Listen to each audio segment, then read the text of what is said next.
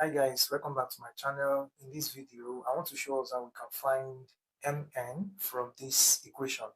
Alright, quickly, let's apply one of the laws of logarithm that says that if we have log x base y equals to w, it's going to give us x equals to y raised to power w. Alright, so this is one of the laws of logarithm. And that is what we are applying here, and we also apply it here. All right, so from here that we have log m base 2 equals to x, it becomes m equals to 2 raised to power x.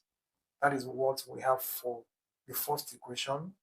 And then the second equation, we have log n base 2 equals to y. We're also going to apply this law of logarithm, and then give us n equals to 2 raised to power y. All right, so that is what we have got from equation 1 and also from equation 2. All right, so let's find mn. Mn simply means we should multiply what m and n gives us. All right, so we have mn now to be equals to mn will be, what is our m? Our m is 2 raised to power x multiplied by, what is our n? Our n is 2 raised to power y. All right, so now we're going to apply one of the laws of indices that says that if we have a raised to power x multiplied by a raised to power y, it gives a raised to power x plus y.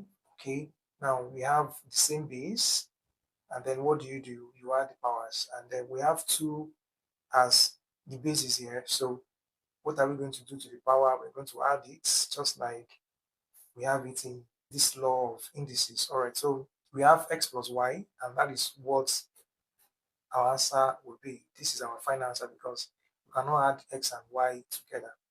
All right, so it is as simple as this. Now let's quickly do something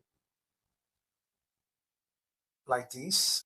We have log p base 3 equals to a, and we have log q base 3 equals to b.